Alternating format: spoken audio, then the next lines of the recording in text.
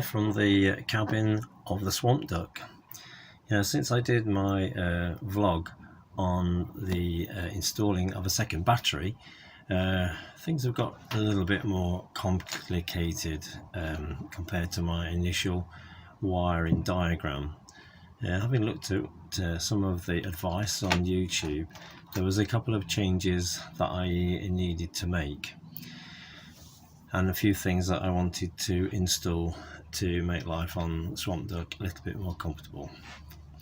So the first thing was to install a fridge, and what I decided to do in the end was to purchase a small cool box from Halfords, which has the advantage that I can take it home, I can get it cooled down, loaded up with items and transported, still having it plugged into the 12 volt circuit in the car, and then I can plug it straight into the electricity on the boat. So what I had to do initially was to make sure that I got power on the port side of the boat, which I didn't have initially. So I've wired in an extra 12 volt circuit,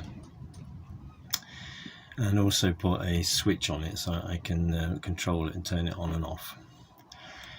And then the second thing I needed to do, having installed the fridge, was to make sure that there was the power to the batteries and that they weren't going to run down. So I have installed a second solar maintainer. It's not really a solar panel power pack, it's a maintainer, which I've mounted on the front of the boat, just in front of the opening to the galley, and I positioned it so that in the winter time it can be angled at 65 degrees, and then in the summer it can be angled down to 35 degrees, so that it maximizes the amount of sunlight that it's likely to get. Then the next thing that I had to think about was making sure that I could turn those solar panels on and off, because when you're using the engine, then they shouldn't really be connected. They can do some damage, but having to disconnect them each time would be a bit of a nuisance.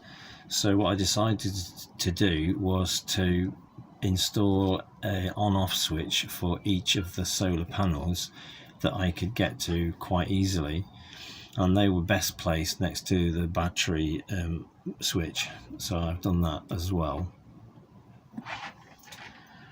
And then the next thing was to think about installing an inverter, so that items like a light in the cabin, which is 240 volts, and one here in the cockpit, could still be run whether the boat was connected to a power line, an onshore power line, or not. So a 12 volt inverter with a capacity for a maximum of 400 watts would do the trick nicely, and it would also mean that when we're moored up, I could ensure that the fridge is still running.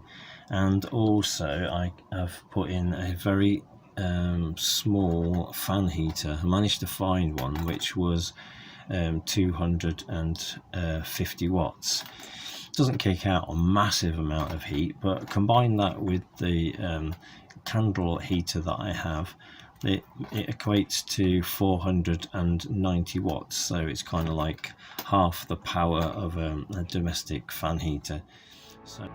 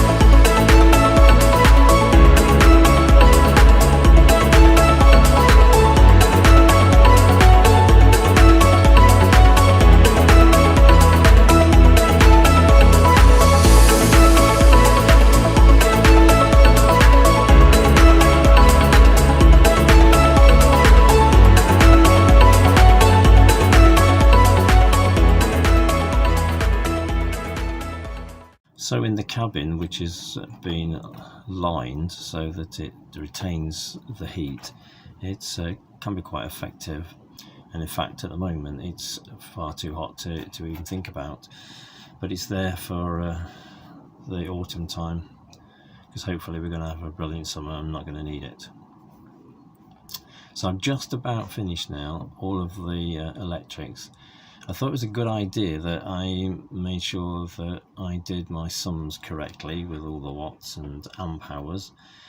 So I put it all together on a sheet which I've typed out and laminated, and I keep that in the battery compartment. So when the boat comes towards its boat safety certificate, everything's there, and anybody that needs to know can see what exactly is going on with the wiring and what's going on with the power on the boat.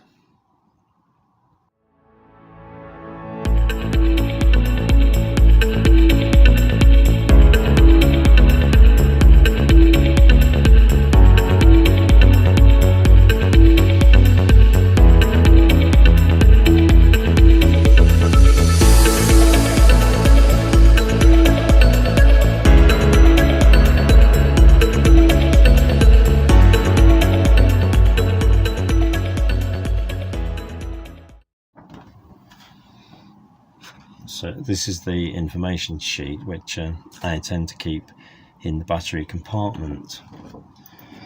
And basically what it says is the boat has two batteries. It's got a starter battery, which was the original battery, and that's 73 amp hours. And then the house battery, which is the new leisure battery that I installed, is 105 amp hours. So this is a total amp hour of 178. But you need to really keep both batteries at around 50% in order to keep them charged. You can't use the whole of the amp hours up. So to keep a healthy battery, it should not go below a 50% charge. So that actually only gives me 89 amp hours total. Each battery is now connected to its own solar battery maintainer. The newer one for the house battery produces 6 watts of electricity. So based on an average daylight hour, that's going to give me about 30 watts per day. And the old one is about the same, but not so well placed. So maybe 15 watts per day total. So that's giving me an extra 45 watts of power a day. So that's another 3.75 amp hours. So in total I've got 92.7 amp hours a day. Obviously that's going to vary according to the time of year and according to the light that's available. The fridge cool box that I bought runs at 46 watts. That's 3.83 amp hours. And the fan heater is 250 watts, so that's 20.83 amp hours. So that's a total of 24.66. So if I put both of them on at the same time, they could only run for 3.76 hours without any engine charge. In a 24-hour period, the fridge would take 91.92 amp hours. So the fan heater could only run then for 24 minutes maximum without an engine charge. The fan heater and the candle heater will give me, as I say, 490 watt output, so it's going to keep the boat a little bit warm. These are all worst case scenario figures, but realistically in the summer boating period the main draw will be the fridge, and in the spring and autumn it'll be the heater. The battery setup is such that either or both batteries can be used to power everything. I kind of changed it from my original plan. The charge from the engine will only feed the battery being used at the time. So for starting, I would use battery 1 with its solar panel set to off.